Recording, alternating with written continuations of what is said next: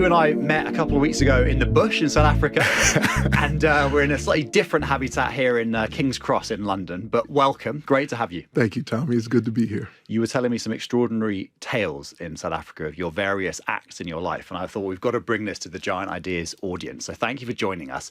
Let's start by talking about your beginnings and this kind of amazing journey you had as a teenager from the Bahamas to the Midwest, right, in the US. Yes. How did that all come about?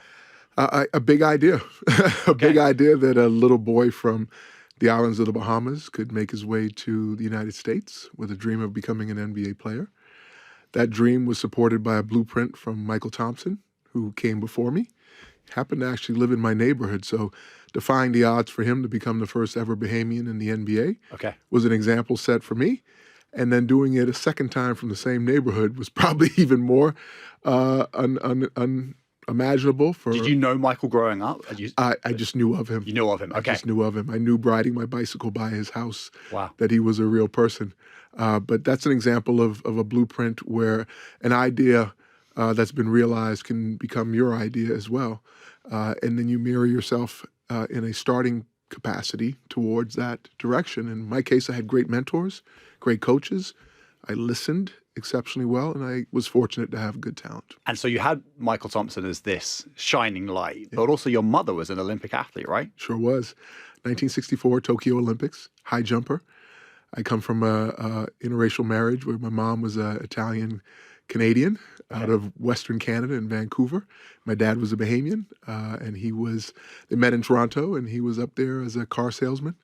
They got together, got married, and they had me. So it's right after the Olympics for my mom. Amazing. And was it a question of you just witnessing her go off and be an Olympian and sort of see that as somehow normal and it just rubbed off on you? Or was she actively pushing you and saying, look, we've got to get you into sports and this is how you become an elite athlete?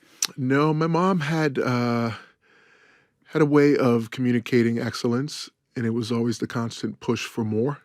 Just evolving, becoming a better version of yourself, not being complacent in your own success. And so I had that as a through line in my life as a kid. It helped to know that she had reached the highest heights in sports. So I saw the medals, I saw the photos, made me proud. And my dad, as an entrepreneur in the business world, showed me an example of what it was to show up in a day-to-day capacity in the community. So I had great examples. My mom athletically, my dad professionally as a businessman, that set the stage for a belief that I could do things that would pop into my mind from time to time and believe they could be realized. And how did it happen that you, as a teenager, suddenly landed this opportunity to move to high school in the US on your own? Yeah. A great coach, a great college coach, happened to be in the Bahamas with his team. Some of those players stayed at our house in a kind of boarding capacity over a week time. They had a high school basketball clinic at my high school where they showcased basketball and introduced it to us firsthand. I was very athletic. I was very gifted in that regard. And so I think they recognized in me the ability to potentially develop into something that might be a basketball player. I didn't have the skills at the time, but my mom had the vision of me getting a college scholarship, going off and being able to get an education at the next level. And so she was the one that pushed the idea forward to the coach over a dinner at our house before they left. And before you knew it, I was invited to come to a summer basketball camp in Warsaw, Indiana. In Indiana. Okay, so you go from the Bahamas to Indiana at high school. What was that like? Is that you were 16 or so? At the time, I was 14. 14. I was super young. And my first trip alone, I spent 3 weeks in a camp setting among kids that were from a different country. Yeah. And I stood out, obviously. And I was welcomed, though, and received and experiencing basketball for the first time with the type of coaching that would get me excited about the idea of becoming a better player every day. So it's one of the things I've always done in my life, is been blessed enough to have been set with a foundation of constant beginner mentality, always looking to learn something daily, to become better, a better version of whatever it is I'm doing each time I show up. And so I advanced rather quickly the first 3 weeks, enough so that they sent me back to the Bahamas with a blueprint and a plan to come and live with a family there, play high school or try out for the high school basketball team. And 2 months later, I was on my way back. Now, my parents weren't initially excited about the delivery of the message of I want to go back and live with this family and I want to play for this Yeah. coach. They'd never met any of them.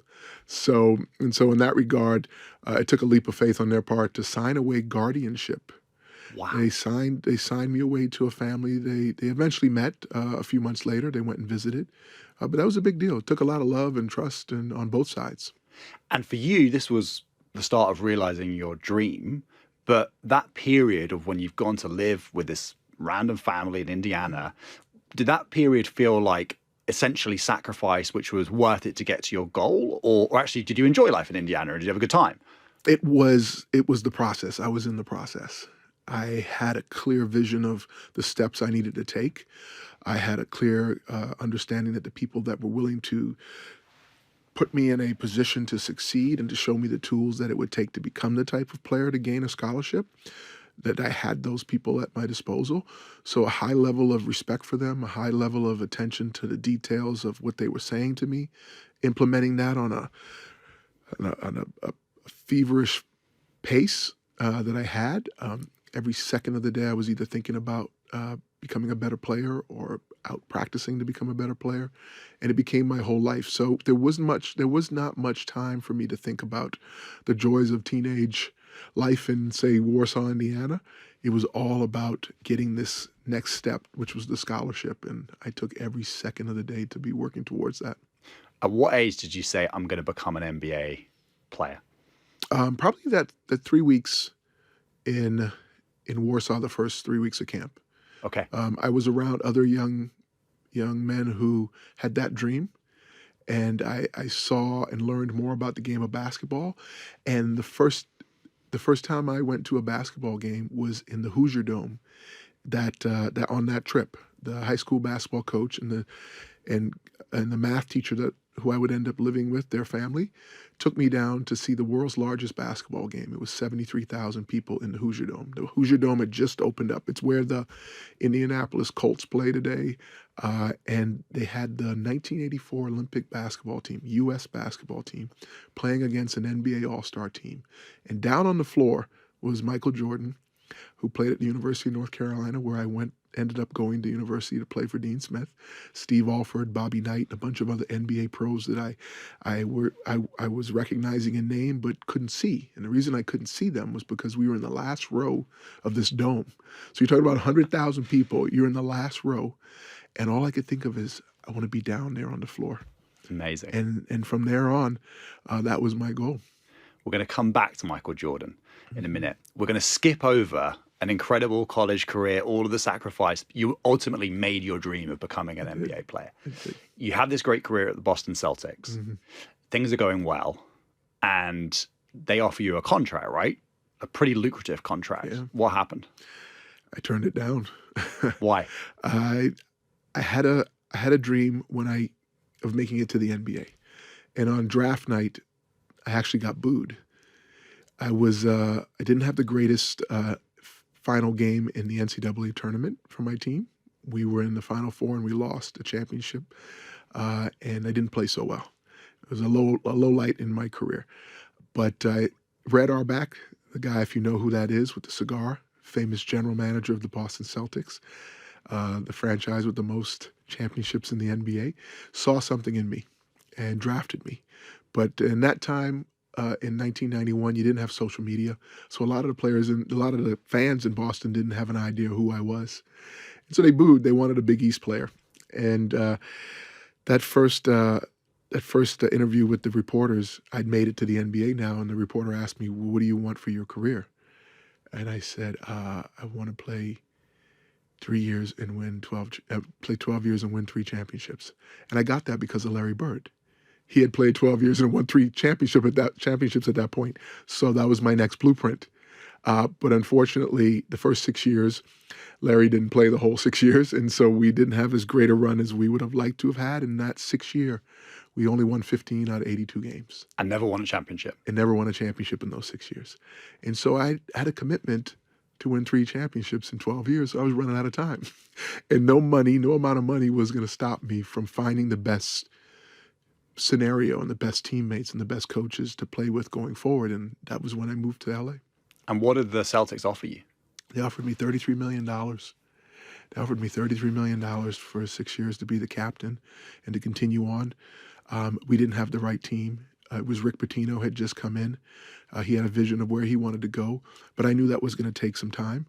And I knew that the Los Angeles Lakers, with Shaquille O'Neal, at that time a second-year player coming up, Kobe Bryant, Phil Jackson wasn't there at the time, but I knew that Jerry West recruited me. He's the logo for the NBA. He's the guy on the logo.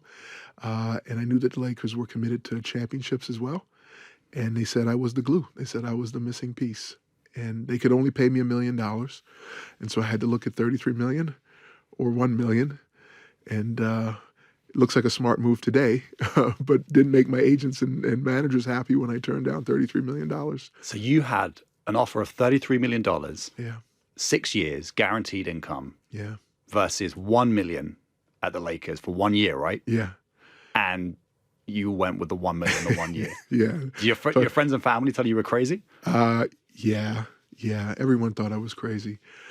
It was a giant idea, Tommy. It was a giant idea that I could be a champion and that I could win 3 championships and that the sacrifice in that moment would be rewarded once the excellence arrived in the room. And I bet on myself. And more importantly, I bet on what I saw, which was greatness in Shaquille O'Neal and an organization equally like the Celtics that were pursuing championships at all cost. And I always say, you put yourself in the room and surround yourself with the type of people that are championship mindset driven and will sacrifice at all costs to get there. And you will find yourself at some point at the top of the heap. You ended up winning 3 championships, the three-peat. Yeah. So it was yourself, Shaquille O'Neal, Kobe Bryant, with this amazing coach eventually, Phil Jackson. Yeah. And Phil makes you the captain of all these legends. Yeah. What did he see in you to make you the captain? I think you'd have to probably rewind to a Christmas Day game. I think it was when the Chicago Bulls beat the pants off of my Celtic team, and I was the captain of that team.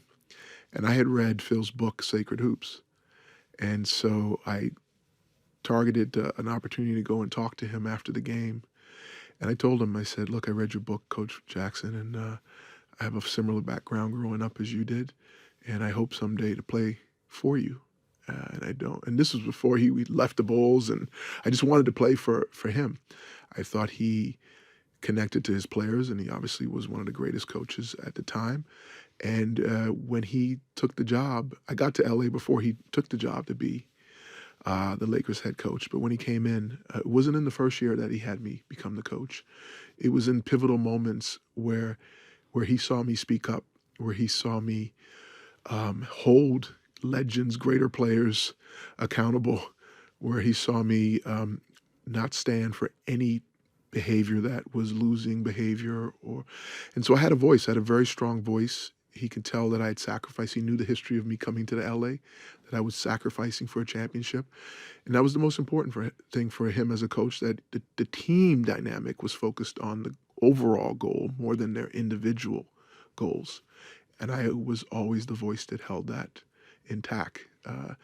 He was obviously the seminal leader in our efforts and as the coach, but he made me an extension of himself and voice and leadership, and I was able to be successful at that with the respect of my teammates. Tell us about some of the tactics that you and Phil Jackson used to keep these star players, enormous talent, but presumably quite big egos, to keep them in check and keep them pointing in the same direction for the team. Yeah, well, we weren't always pointed in the same direction individually, because we all had individual processes and as human beings, a lot of emotion. You get a lot of grown men in a room making hundreds of millions of dollars and with great status and visibility and ego. You're going to ruffle each other's feathers. And what Phil was good at was like an orchestra, a maestro playing an orchestra. He was able to tune the instrument of the team more importantly than the individual. And I picked up on that, and I was able to study that as he moved as a coach to become a coach on the floor with him. And the great thing about legends like Shaq and Kobe, They don't necessarily need to be motivated. They need to be poked and pushed and challenged, if anything. Uh, Shaq wants to entertain, has always wanted to entertain. And Kobe's always looking to evolve and master. And so, over those 3 years of excellence and the last few years of struggle, it was a balance of being attuned to what was important to each player at each time, each point, each moment in the season, which the season is a long 10-month journey, but attentive to the things they're saying, the things they aren't saying. So it's a strong listening muscle you have to develop. And then you have to have enough of an understanding of your own ego. Because Phil used to always say, coaches have egos too. And you have to have an understanding of your power in each situation and your impact on a player. And very quickly, I identified my role in a team, which was a facilitator, a defender, uh, um, someone that was there to not only motivate but to serve. Right. And so, that service and that defense and that facilitating and that enforcer role was, I think, what my teammates respected in me, and my willingness to sacrifice my own individual goals, having the team goal be the most important thing. I wanted to see them each succeed at the highest level they could possibly reach. And so in service, they respected me. Right. And they trusted me. And so when I did ever speak up, they knew it must be something important. And would you necessarily confront directly? I mean, because also I remember you telling me you and Phil Jackson devised a very clever way. If you wanted to get a message to one of the stars, you'd actually tell the other. Tell someone else. Yeah, tell us about that. Yeah. Phil was genius at that. If he needed to say something to you, he'd berate me, or he'd push me, or if he knew it would irritate you if I celebrated you instead of someone else, he'd lift someone up publicly. Did he do that with Kobe Bryant and Shaquille O'Neal? Well, Kobe, you need to fight. Kobe doesn't respect you unless you challenge him, like all the way up to fighting, physically fighting. And he and I had our share of fights in practice. Physical fights? Yeah. But that was his basketball love language. If you didn't back down to him, then he respected you. And a lot of people didn't actually get that because he was Kobe Bryant. And so if he challenged you, the natural thing to do would be to wilt, right? Especially if you're a younger player coming up. But that was his way, similar to Michael Jordan, their way of testing whether or not they could trust you in the foxhole. If things went down, are you going to wilt, fold, and run away, or are you going to stand with me and fight, right? So if you won't fight me, how am I? And I'm the biggest, baddest animal, as they would feel they are in the jungle. Then how do I know you got my back? How do I know you're going to cover my back? Shaq being different, Shaq needed the attention. He wanted the love and appreciation for being a benevolent king, which he was. If you respected him, if you acknowledged that it was his team, he was there to serve you. Everything was for you. And if he felt you needed him, oh man, did he show up in big ways. He was, if you only asked him for help and he knew you needed him to show up in a big way, he'd turn it on. Other than that, he needed to have fun. And if you didn't show that love or show that need and sort of make it clear he was the king, what happened then? He could be one of the nastiest, animals to run into in the jungle. Tell us about that. Well, I've seen both of my dear friends and teammates, physically take on people. And they've physically it's been documented. They've even fought themselves between the two of them. And I think that's where Shaq gained the respect for Kobe, was that, Kobe didn't back down to Shaq, and Shaq's a big guy,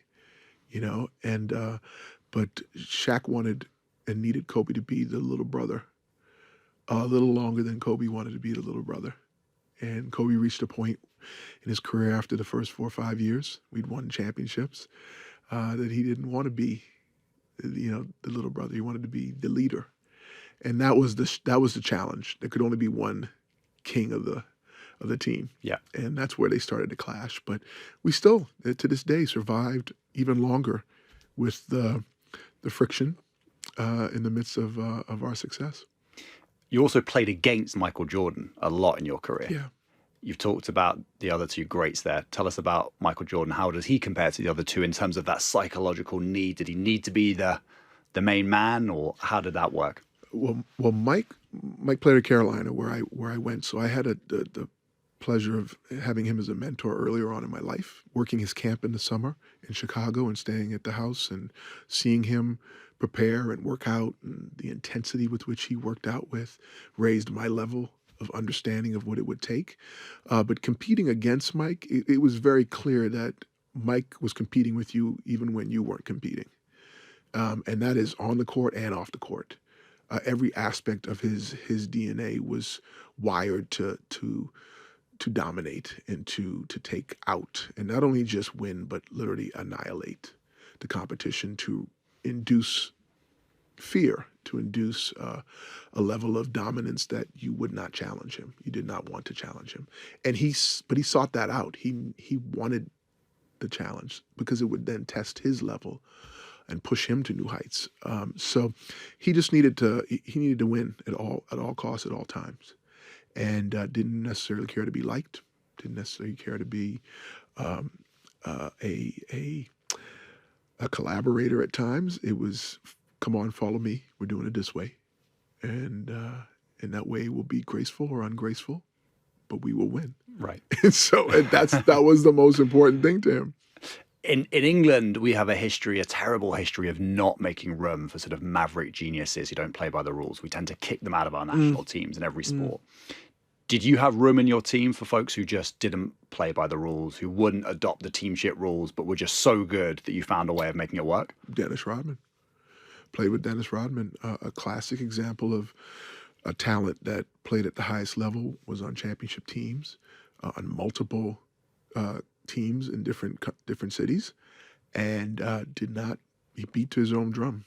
It was his own way. And you have to give Phil Jackson credit for allowing for that individuality without it sacrificing the team goal. And you've heard Michael tell stories and Phil tell stories about, having to let Dennis go off to Vegas for stretches. When I played with him, he had a rhythm of showing up at the last minute for the game, and he prepared when we were doing game plans. He would be in the shower. So but he'd get out there and he'd perform. And somewhere in his process, he was preparing himself equally as much as anyone else in that locker room, in some cases more. And by the end of the game, he'd lift his weights. He'd go in afterwards and lift weights, and then he'd be out in the club hours later. So, and was it your job to bring the rest of the team along with that and say, look, you need to understand there's a reason why I'm holding you guys to a different standard, and we're allowing this joker to go out and do what he wants to do because he's delivering? So I wasn't the captain of that team. I only played with Dennis for 1 year. Dennis and I did not clash, but we clashed. In that's not, I don't subscribe to that. That year he was with us, we did not win a championship. Okay. We did not do well. And I'm not blaming Dennis for that. I just don't think we were good enough. But I'm not, the teams that I've been on that have won didn't allow for that. Although sometimes you have to allow for people's personality, their style, their communication process, the way they travel, the way they like to be communicated to. Everyone has their methods and processes, but anything outside the group dynamic is dangerous. When you allow it to fester, it can take over. I want to ask you about managing maverick geniuses in the Hollywood context. But before we get there, tell us how you ended up in Hollywood and Denzel Washington in a cupboard. Yeah. Oh, yeah. So much of a basketball career at the highest level will open doors for you. And in my case, I very quickly, through an internship with the NBA front office, learned that the average NBA player only plays 3 years. And so by my second year, I was thinking to myself, what's my life going to look like after basketball? And I got an opportunity to audition for a movie called Eddie, where I played a role for 2 months in the summer in Charlotte, North Carolina, with Whoopi Goldberg, Richard Jenkins, a number of NBA basketball players, and learned about the craft of acting, learned about making movies, and fell in love with the process and knew that that's what I wanted to do after I was done playing. The next season, I was courtside of a Knicks game And I saw Spike Lee over there, knowing that his excellence as a director and a basketball fan. I went over and thought he'd give me a bit of an audience at warming up at the halftime. And I said, "Hey, Spike, I'd love to come work for you as an apprentice and learn about the industry more." And he said, he gave me his number, and he said, "I'll give you a call in a couple of weeks when the season's over." Unfortunately, we weren't good enough. We weren't going to the playoffs, so he could say that. And he did. He called, but he said, "Hey, I have a role for you I want you to audition for." And here I thought I was just going to be carrying his bags for the summer. And he gave me an opportunity to audition for a role in the movie He Got Game. And I showed up for the audition. I walked in and I was signing in, and behind me came an 18-year-old superstar actress now, Rosario Dawson. She was just off a movie called Kids, and she asked to borrow my headphones, so I lent her my headphones to know who she was. Out walked Mila Djokovic. She'd just come out of the auditioning room. And sure enough, we went in next, myself, Ray Allen, who ended up becoming Jesus Shuttlesworth in the movie, and another young man, Travis Best, who played for the Indiana Pacers at the time. And it was Spike and the casting director, and we did the scene, and the scene went, I guess, well, because someone started clapping. And I'm looking, and Spike's not clapping, and the casting director's not clapping, but I'm wondering where the sound is coming from.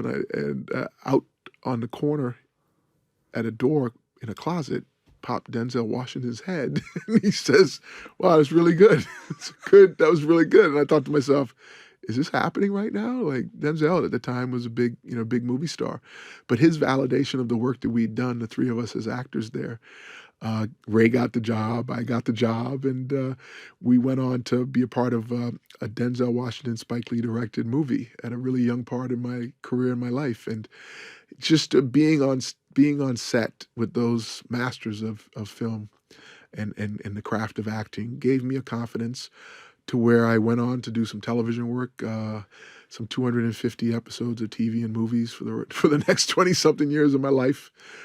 Built the craft. But again, it's being in the right place and having the type of teammates, as you would say, or coaches at the highest level, show you the way. What did you say to Denzel when you saw him in the cupboard? "What are you doing in the closet?" And what did he say? he just, What was he doing in the I closet? think he didn't want to intimidate us. Wow. I think he wanted to hear without. Yeah. Because if you show up and you see at the time in my career not being an actor, you show up and you see Denzel Washington. Yeah. You won't be in the moment. You'll fan out. Which these movies were huge. I remember going down to Video City and renting the videotapes of Kids and He Got Game. Great movies. Yeah. No, these are all.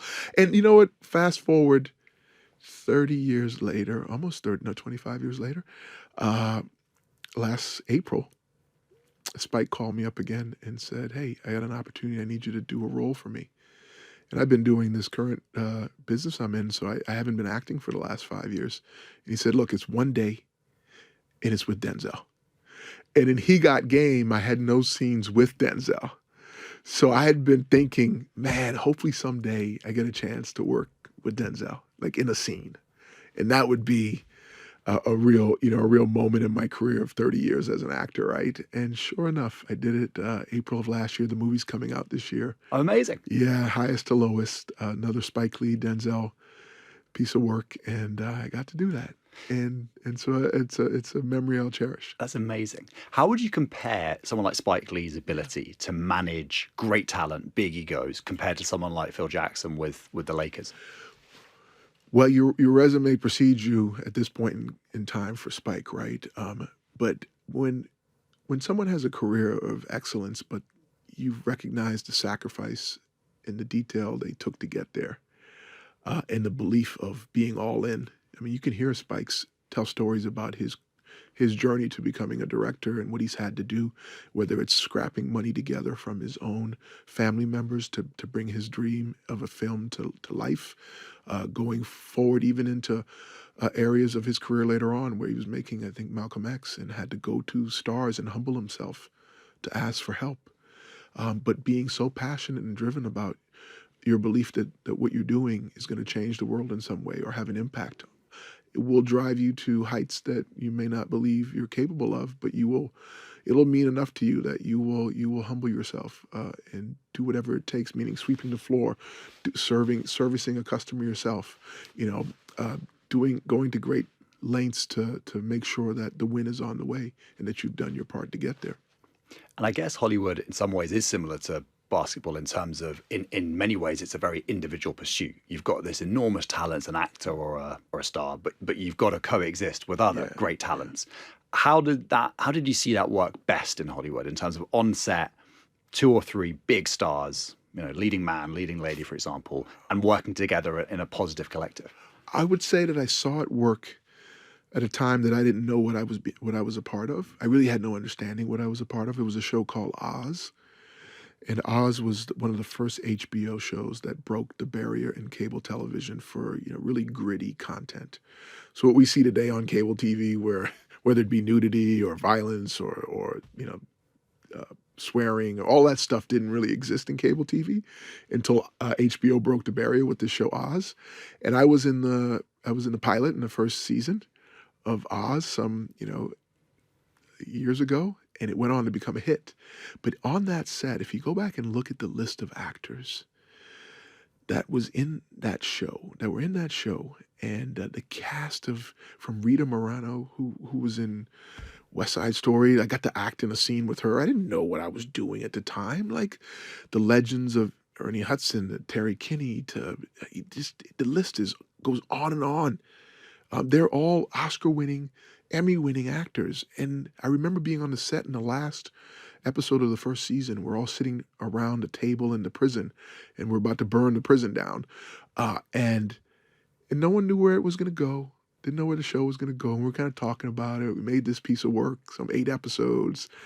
And, you know, there were theater actors there. There were, you know, top performing talented actors, and I was this basketball player that was acting for the first time, you know. And man, boy, when I look back on that cast, every single one of them have gone on to be leading men of TV series, leading men in movies. And so, you know, that's an ensemble of excellence where the commitment to the work and telling the story was at its best in my experience. Looking back at it. So ensembles can be beautiful storytelling moments when you service the character and you service the overall narrative. And I got to see it at its best. Last question for you, Rick. You tying it all together, you have now made this extraordinary new career in business, and you're the CEO of this phenomenal green cement company, really pioneering the future of cement. How have you applied all the lessons we've just talked about in terms of leadership, in terms of bringing people together, making room for Mavericks as long as they remain part of the team and point in the same direction? How have you applied all those lessons now as a founder and a CEO? I would say that what served me, again, as an athlete or as an actor, which is the gift of an actor, is to be able to listen with all your senses, to be able to receive and react, to be able to feel the emotions across from the table, to understand on the court from a teammate, to know what they really are calling for, what they really need, to hear and understand the subtext when people are speaking, what they really are saying. And in the case of running a business, the career as an athlete has generated for me an understanding of discipline and stamina, the suiting up and showing up in the midst of whatever you may be feeling emotionally, physically, spiritually. It doesn't matter. The mind over matter of a professional athlete will get you to go lengths and distances that you don't even believe your body is capable of to reach an ultimate goal of a championship. And then in the world of entertainment, I learned how to, again, be of service to the detailed craft of being prepared, but also being able to serve and to emotionally connect so that you understand what your teammate needs and wants. I bring those physical and emotional gifts to this world of business, and at the same time understand that I can't give a flagrant foul in the boardroom. That's not allowed. So I have to find new ways to communicate. I have to allow my teammates and my team to have feelings and emotions, but I can't allow those feelings and emotions to have us as a team, as a company. Sometimes those can run away. But the whole end goal of any team I've been on has always been to serve a bigger goal that we collectively are aspiring to succeed at. And keeping that mission at the forefront of everyone's mind is important. Leading by example has been always the key, whether it's leading Kobe by example, by showing him that I could stay on the treadmill a little longer than he could, or lift a little weights more than he could, which pushed him a little further.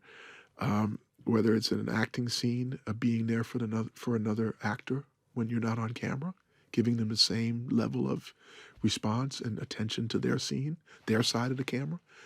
And then we're in a business environment where you're understanding that we're all human beings, and some people have shares in a company, some people don't. But treating them like they're equally as much a founder in the company as you are, and finding what's important to them. And so those are the things I've taken away to implement. And this 5-year journey has been a journey of discovery. And it's equally as challenging as having won an NBA championship or being on a set with Oscar-winning actors on, the pressure of delivering a TV show or a movie. It's equally all the same to me. I feel like we could do another hour on each of your 3 incredible careers. We've barely scratched the surface, but time flies when you're having fun. Yeah. Rick, thank you for sharing your giant idea with us today. Thank you, Tommy. Appreciate it. Pleasure.